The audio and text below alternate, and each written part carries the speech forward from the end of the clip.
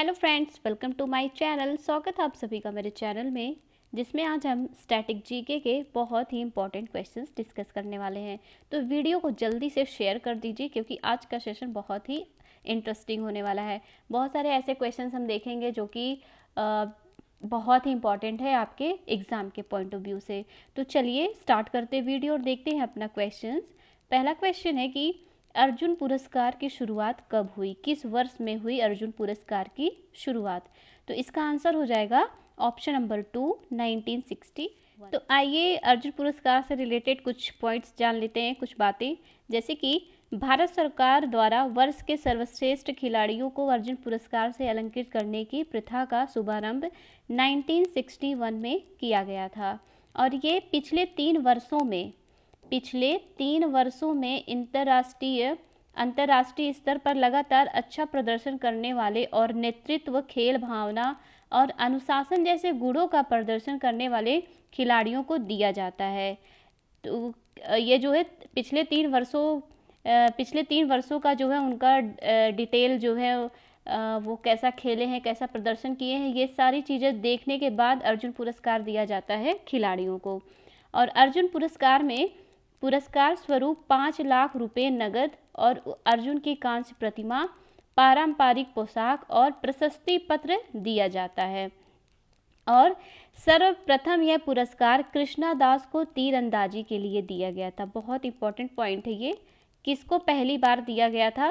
कृष्णा दास को दिया गया था तीरंदाजी के लिए। अगला प्रश्न देखते हैं कि स्वांग किस राज्य का प्रसिद्ध लोक नृत्य कला है। स्वांग किस राज्य का प्रसिद्ध लोक नृत्य कला है? आंसर हो जाएगा हरियाणा। ऑप्शन नंबर 3 हरियाणा का है ये स्वांग प्रसिद्ध लोक नृत्य कला। नेक्स्ट क्वेश्चन है कि तंबाकू पर पूर्ण प्रतिबंध लगाने वाला विश्व का पहला देश कौन सा बना है? पहला देश कौन सा बना है तंबाकू पर पूर्ण प्रतिबंध लगाने वाला? तो आंसर हो जाएगा इसका भूटान। ऑप्शन नंबर 4 भूटान इसका सही आंसर है। भूटान ने तंबाकू पर पूरी तरह से प्रतिबंध लगा दिया है। तो ये पहला देश बन गया है टोबैको पर पूरी तरह से प्रतिबंध लगाने वाला। अगला प्रश्न है कि भारत का संवैधानिक मुखिया कौन होता है? तो भारत का संवैधानिक मुखिया होता है देश का राष्ट्रपति। तो भारत का राष्ट्रपति जो है वो संवैधानिक मुखिया होते हैं भारत के, और ये भारत के पहले नागरिक भी होते हैं राष्ट्रपति। अगला प्रश्न देखते हैं। अगला प्रश्न है कि अंग्रेजों के नमक कानून के विरुद्ध महात्मा गांधी ने कौन सा आंदोलन शुरू किया था? अंग्रेजों के द्वारा नमक कानून चल रहा था, नमक कानून को तोड़ने के लिए, उसका विरोध करने के लिए महात्मा गांधी ने कौन सा आंदोलन शुरू किया था? तो आंसर हो जाएगा ऑप्शन नंबर 2 सविनय अवज्ञा आंदोलन। महात्मा गांधी ने सविनय अवज्ञा आंदोलन शुरू किया था। कब किया था? 12 मार्च को। और ये 12 मार्च से 5 अप्रैल तक चला था 1930 में।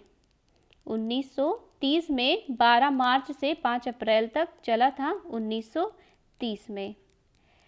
नेक्स्ट क्वेश्चन है कि भारत में जिप्सम का सर्वाधिक उत्पादन निम्नलिखित में से किस राज्य में होता है? तो भारत में जो जिप्सम का सर्वाधिक उत्पादन करने वाला राज्य कौन सा है? आंसर हो जाएगा राजस्थान। राजस्थान में सबसे ज़्यादा जिप्सम का उत्पादन होता है। नेक्स्ट क्वेश्चन है कि बुली शब्द का प्रयोग किस खेल में किया जाता है? बुली शब्द का प्रयोग किस खेल में किया जाता है? इसका आंसर हो जाएगा हॉकी। बहुत इंपॉर्टेंट क्वेश्चन है ये भी कि बुली शब्द का प्रयोग किस खेल में किया जाता है? तो आंसर हो जाएगा हॉकी।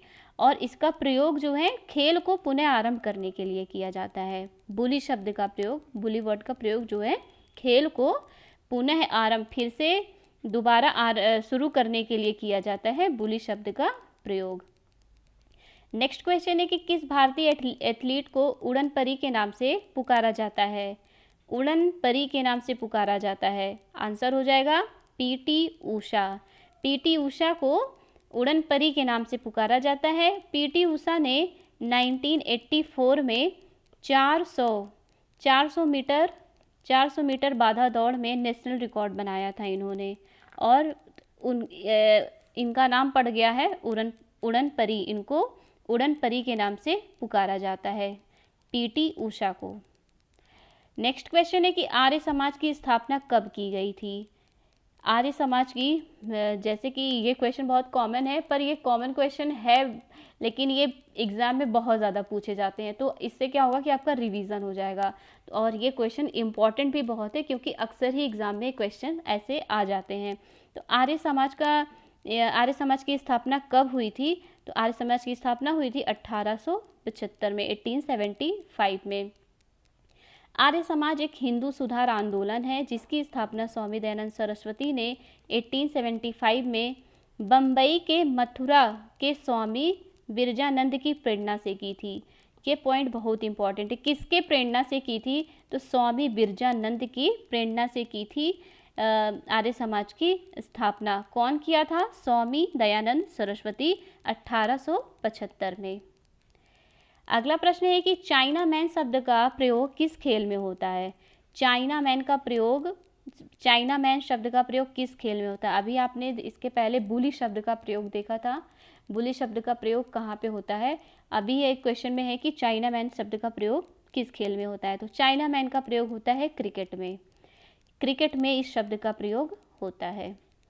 नेक्स्ट क्वेश्चन है कि आगा खान कप का संबंध किस खेल से है। आगा खान कप जो है वो किस खेल में दिया जाता है, किस खेल से संबंधित है। आंसर इसका हो जाएगा हॉकी। आगा खान कप हॉकी से संबंधित है, हॉकी में दिया जाता है आगा खान कप। अगला क्वेश्चन है कि बांदीपुर अभ्यारण्य किस राज्य में स्थित है। तो बांदीपुर जो अभ्यारण्य है वो किस राज्य में है, बांदीपुर अभ्यारण्य। आंसर हो जाएगा कर्नाटक में स्थित है ये बांदीपुर अभ्यारण्य। अगला क्वेश्चन देखते हैं। अगला प्रश्न है कि कौन भारतीय राष्ट्रीय कांग्रेस के प्रथम मुस्लिम अध्यक्ष थे। भारतीय राष्ट्रीय कांग्रेस के प्रथम मुस्लिम अध्यक्ष, तो आंसर हो जाएगा बदरुद्दीन तैयब जी। बदरुद्दीन तैयब जी जो थे वो प्रथम मुस्लिम अध्यक्ष थे भारतीय राष्ट्रीय कांग्रेस के। बदरुद्दीन तैयब जी 1887 में भारतीय राष्ट्रीय कांग्रेस के पहले मुस्लिम अध्यक्ष और भारतीय राष्ट्रीय कांग्रेस के तीसरे अध्यक्ष थे। ये भारतीय राष्ट्रीय कांग्रेस के तीसरे अध्यक्ष थे। पहली अध्यक्षता जो है 1885 में हुआ था, फिर 1886 में, और तीसरा जो है 1887 में हुआ था। ठीक है, तो ये जो है तीसरे अध्यक्ष थे 1887 में, 1887 में तीसरे अध्यक्ष थे। और इन्होंने कहाँ पे अध्यक्षता की थी, तो मद्रास में की थी। कहाँ पे की थी, मद्रास में की थी। और डब्ल्यू.सी. बनर्जी 1885 में भारतीय राष्ट्रीय कांग्रेस के पहले अध्यक्ष थे। 1885 में कौन अध्यक्ष थे, डब्ल्यू.सी. बनर्जी। और इन्होंने कहाँ पे अध्यक्षता की थी, तो इन्होंने की थी बम्बई में। कहाँ पे की थी, बम्बई में। दूसरा जो है वो कोलकाता में हुआ था, दूसरा कोलकाता में हुआ था। और यहाँ की अध्यक्षता किए थे दादा भाई नौरोजी। दादा भाई नौरोजी ने वहाँ की अध्यक्षता की थी, कहाँ की, कोलकाता की, 1886 में। और बदरुद्दीन तैयब जी 1887 में मद्रास में इन्होंने किया था। और ये भारतीय राष्ट्रीय कांग्रेस के पहले मुस्लिम अध्यक्ष और भारतीय राष्ट्रीय कांग्रेस के मुस्लिम अध्यक्ष में पहले अध्यक्ष थे, और वैसे ये तीसरे अध्यक्ष थे भारतीय राष्ट्रीय कांग्रेस के। अगला प्रश्न है कि डूरंड कप का संबंध किस खेल से है। तो डूरंड कप का संबंध जो है वो फुटबॉल से है। ऑप्शन नंबर 3 फुटबॉल से है। नेक्स्ट क्वेश्चन है कि सन 1907 में शुरू किया गया साहित्य का नोबेल पुरस्कार किसे दिया गया था। 1907 में साहित्य का नोबेल पुरस्कार, प्रथम नोबेल पुरस्कार किसे दिया गया था। आंसर हो जाएगा रुडयार्ड किपलिंग को। रुडयार्ड किपलिंग को 1907 में साहित्य का प्रथम नोबेल पुरस्कार दिया गया था। नेक्स्ट क्वेश्चन है कि सालार जंग म्यूजियम किस शहर में स्थित है। सालार जंग म्यूजियम किस शहर में स्थित है। आंसर हो जाएगा हैदराबाद। ये जो म्यूजियम है सालार जंग म्यूजियम वो हैदराबाद में स्थित है। अगला प्रश्न है सम्राट अशोक ने किस युद्ध के बाद बौद्ध धर्म अपना लिया था। तो सम्राट अशोक ने कलिंग युद्ध के बाद बौद्ध धर्म अपना लिया था। नेक्स्ट क्वेश्चन है, दुनिया की सबसे लंबी नदी कौन सी है? तो दुनिया की सबसे लंबी नदी है नील नदी। और अगर क्वेश्चन में पूछ ले कि दुनिया की सबसे बड़ी नदी कौन सी है, तो बड़ी नदी में आ जाएगा अमेजन नदी। अमेजन नदी जो है वो सबसे बड़ी नदी है और सबसे लंबी नदी है नील नदी। यहाँ पे मैप में आप देख सकते हैं, ये है नील नदी जो कि दुनिया की सबसे लंबी नदी है।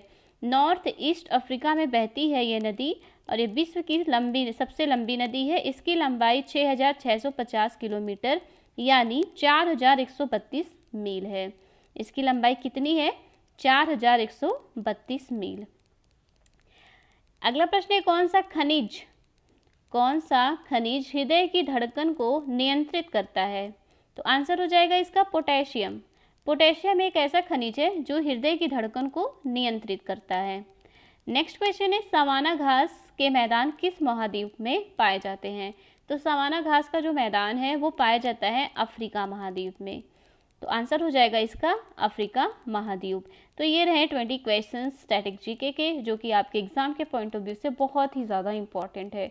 तो गाइस प्लीज़ अगर आप चैनल पे नए हैं तो सब्सक्राइब कर लीजिए और लाइक शेयर ज़रूर कर दीजिएगा। Thank you, bye bye.